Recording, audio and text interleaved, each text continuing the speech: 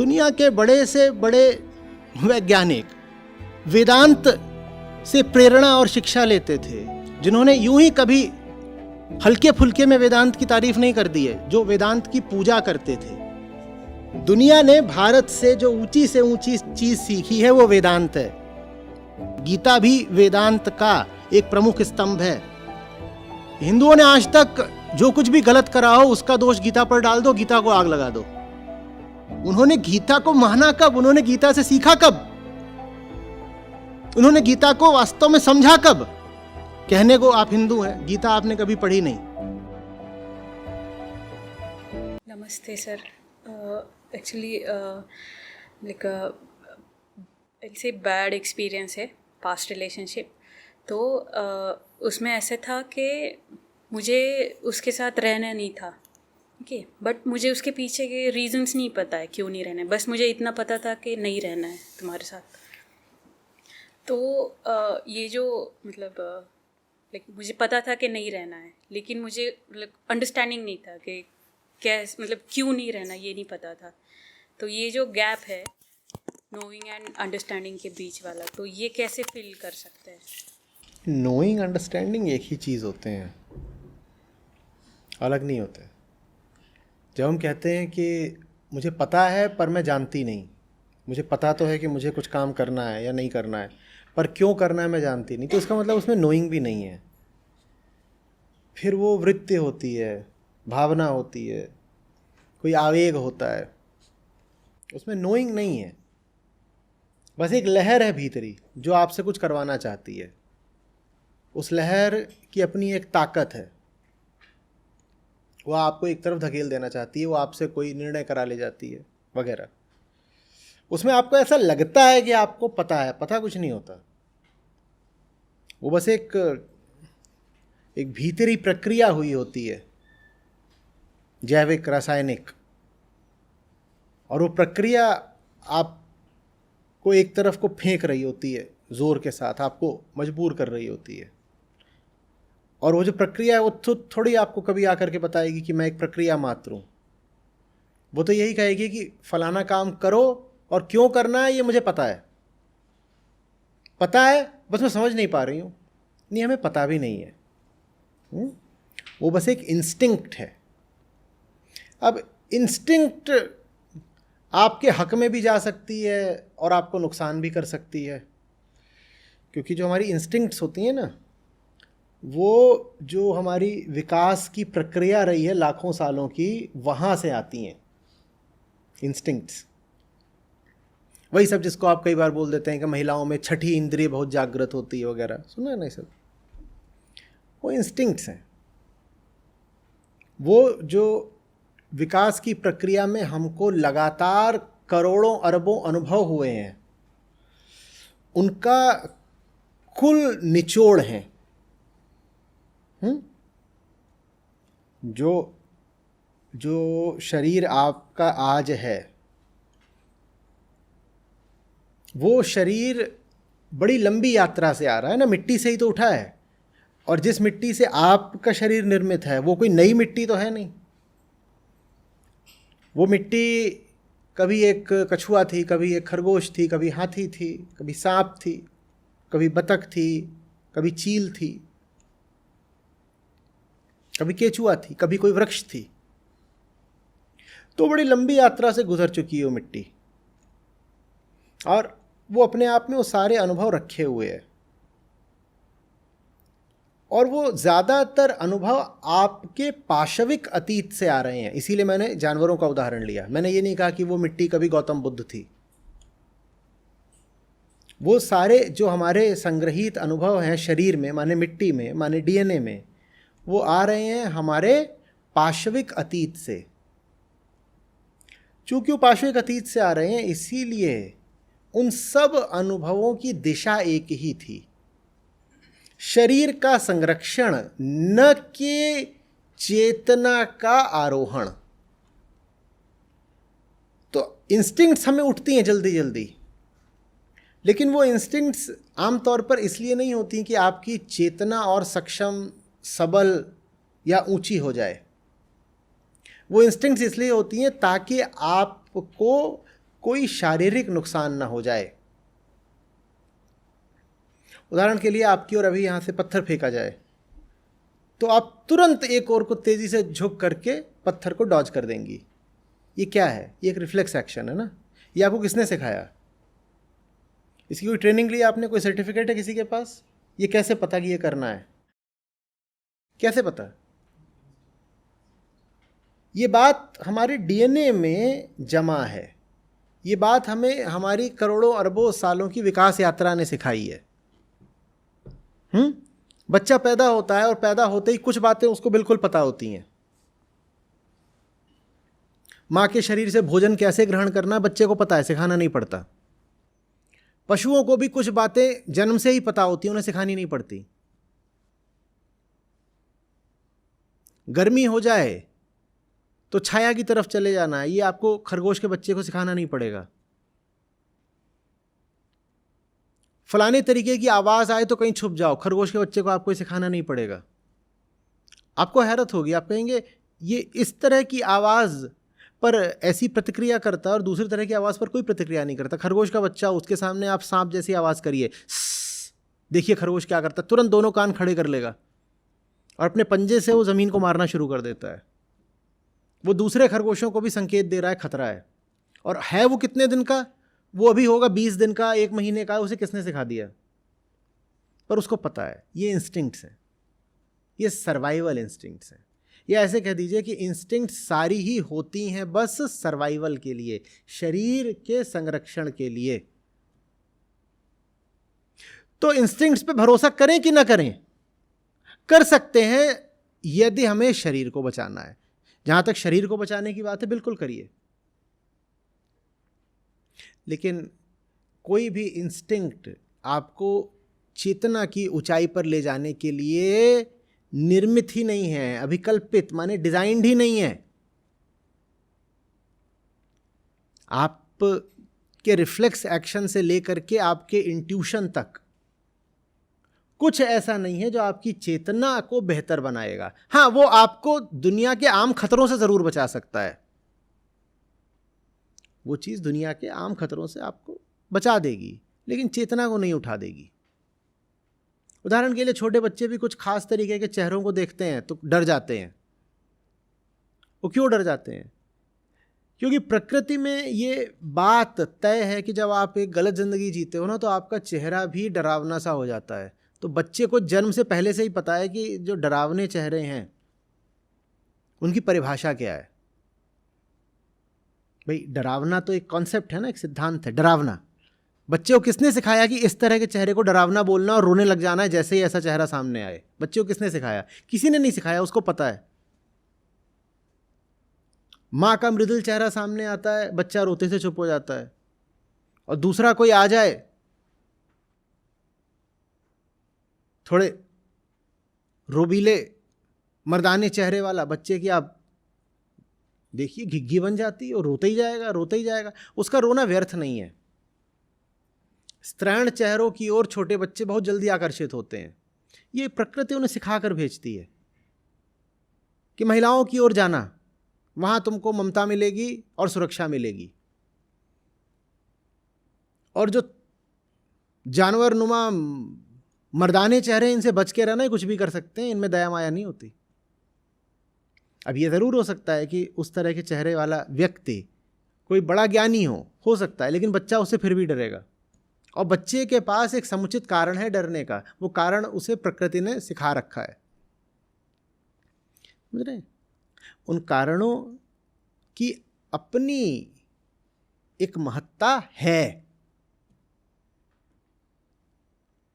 आप बहुत पढ़े लिखे हो सकते हैं, महाज्ञानी हो सकते हैं, आप पीएचडी हो, आप कुछ और हो। आप सड़क पर जा रहे हैं, अचानक मुड़ते हैं, देखते हैं बस बड़ी तेजी से आपकी ओर आ रही है। उस समय आपका जो भी संचित ज्ञान है वो आपको नहीं बचाता। उस समय आपको आपकी कौन सी चीज़ बचाती है? इंस्टिंक्ट ही बचाती है। वो आपको बचा देगी। बिना सोचे आप तेजी से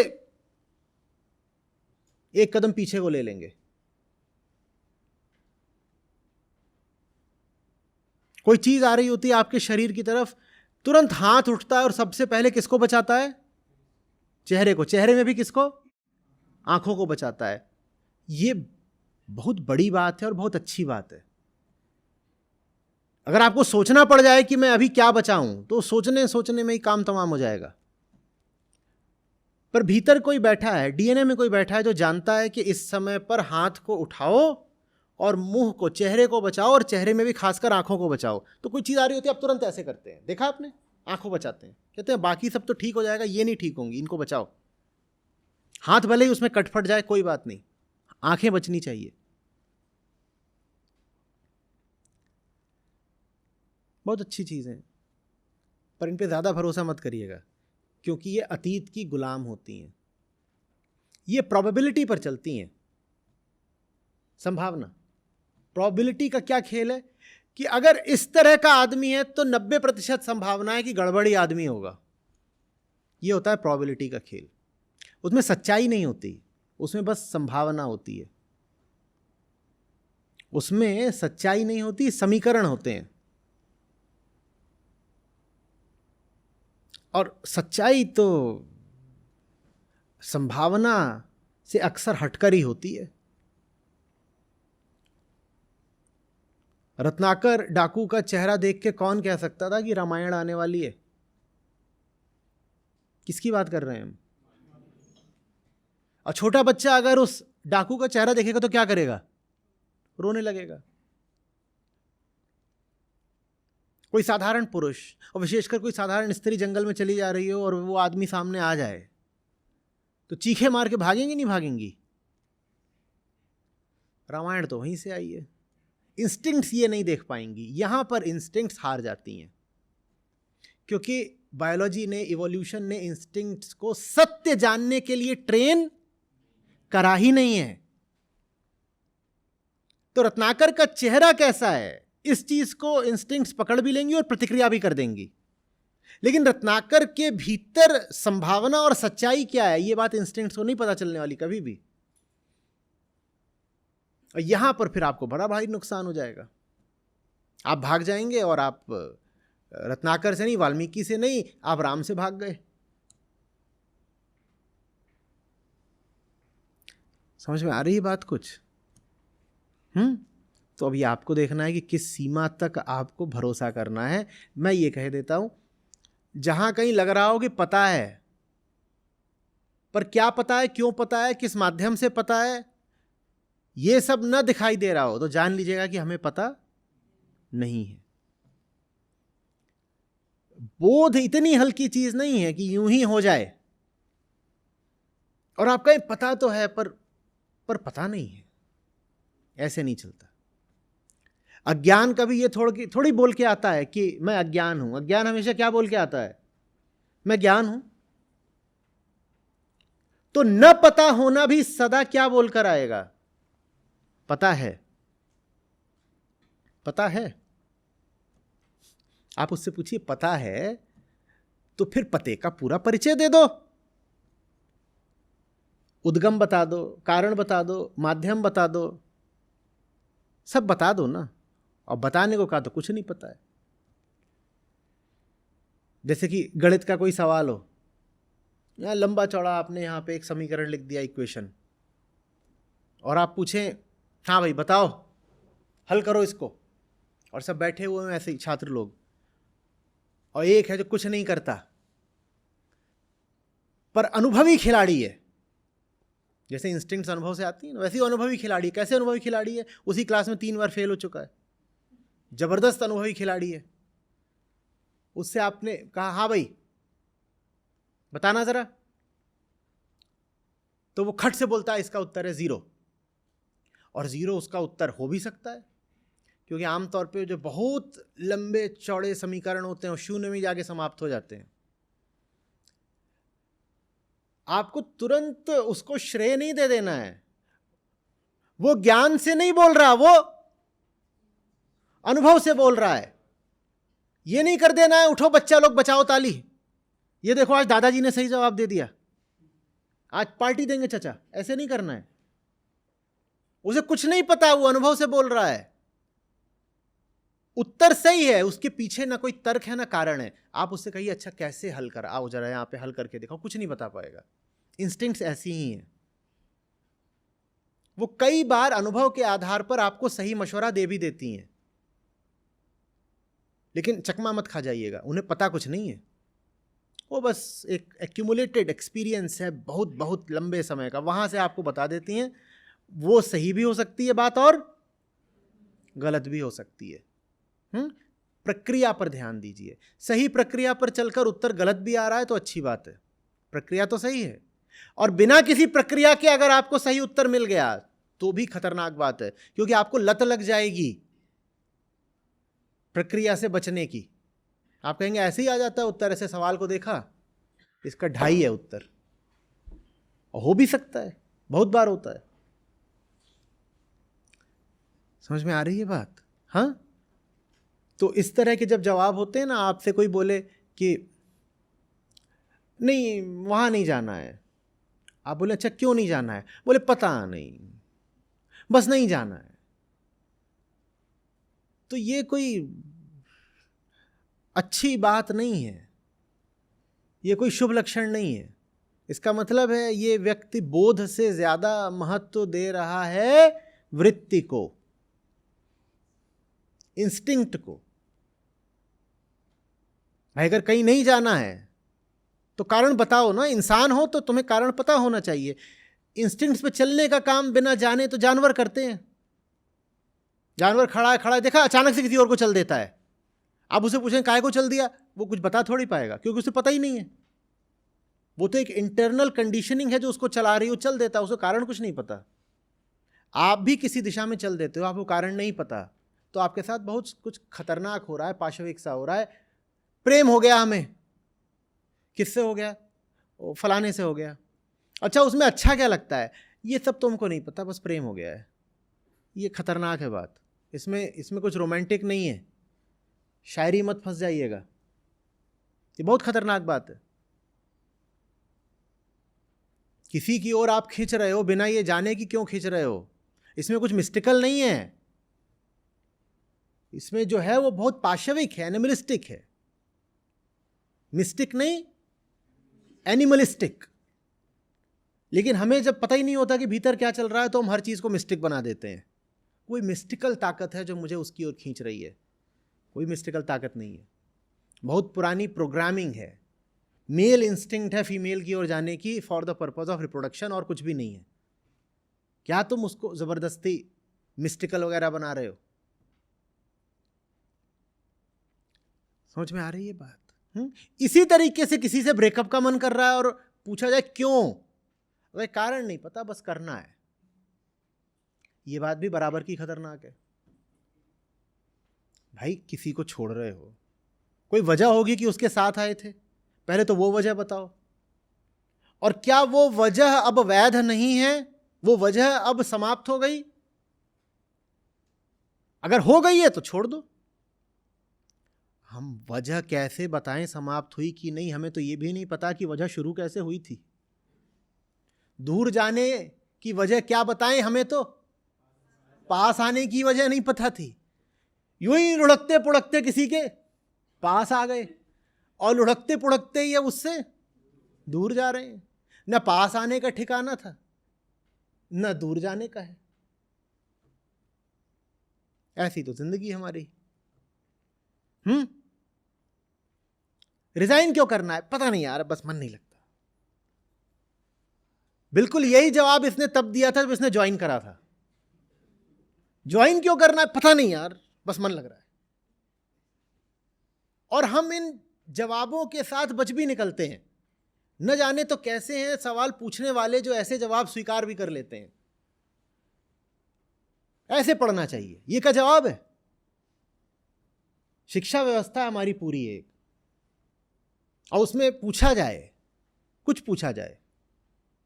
भाई अंग्रेजों ने और फ्रेंच ने भारत पर आक्रमण क्यों किया, और आप जवाब देते पता नहीं यार, बस उनका मन था, तो मिल जाएगी डिग्री? मिल जाएगी क्या? जब वहां नहीं चलेगा तो आपकी जिंदगी में कैसे चल जाता है इस तरह का जवाब? और जिंदगी में तो हम चला लेते हैं, और अपनों के ऊपर तो और खूब चला लेते हैं।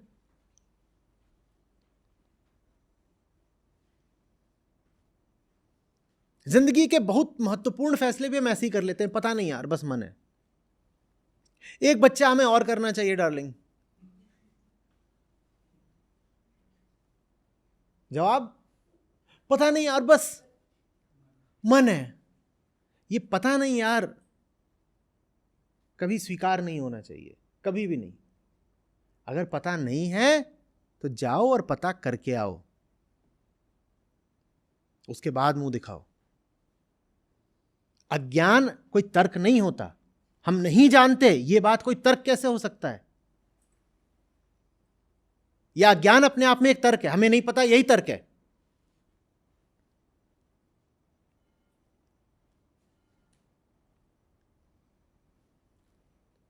आगे नहीं, अच्छा लगता है, क्या अच्छा लगता है, किसको अच्छा लगता है,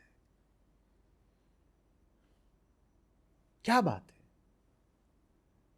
बात बस इतनी सी है कि आप इतना सवाल जवाब जैसे ही शुरू करेंगे वैसे ही खेल ही खराब हो जाना है, तो हम सवाल करते ही नहीं, हम मान लेते हैं, हम घुटने टेक देते हैं। मत टेका करिए, ना दूसरों के सामने ना अपने सामने।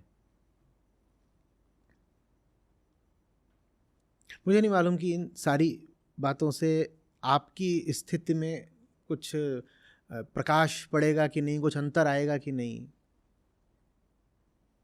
पर उम्मीद कर रहा हूं कि फायदेमंद होंगी बातें। हाँ,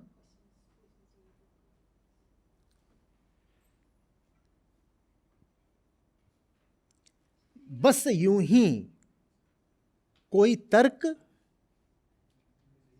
नहीं होता, ऐसे ही कोई तर्क नहीं होता। कहीं जाने का कार्यक्रम बना है, उधर से संदेश आता है कैंसिल करते हैं, आप पूछें क्या हो गया और जवाब आए ऐसे ही, ये कोई तर्क नहीं होता। या तो आपसे बात छुपाई जा रही है, और अगर छुपाई नहीं जा रही तो कैंसिल करने वाले को पता होना चाहिए कि क्यों नहीं जाना है। पहली बात तो क्यों जाना है ये पता होना चाहिए, और क्यों नहीं जाना ये भी पता होना चाहिए। यूं ही ऐसे ही नहीं बता नहीं सकते, पता तो है पर शब्दों में बयां नहीं कर सकते। ये सब लफाजी है, इसमें कुछ नहीं रखा है। ये भी सब सुना है कि ऐसा नहीं कि हम जानते नहीं, पर कुछ बातें ऐसी होती हैं जो शब्दों में व्यक्त नहीं हो सकती। ये सिर्फ फरेब है। तुम इतने ऊंचे पहुंच गए, वहां पहुंच गए शब्दातीत, कि तुम्हारे पास कुछ ऐसा आ गया है जिसके लिए व्याकरण में, शब्दकोश में शब्द नहीं है। क्या झूठ बोल रहे हो? वहां तक जो पहुंचते हैं उनको ऋषि कहते हैं। और ऐसा बस एक होता है जिसके लिए कोई शब्द नहीं होता, उसे सत्य कहते हैं। उसके अलावा बाकी सब चीजें तो शब्दों में व्यक्त करी जा सकती हैं और करनी चाहिए। शब्द और किस लिए होते हैं? अभिव्यक्ति का साधन है शब्द। कोई बोले हम अपनी बात शब्दों में नहीं बता सकते, तो कैसे बताओगे? कूद के बताओगे, लटक के बताओगे, क्या करोगे? शब्द में नहीं बता रहे तो कैसे बताओगे?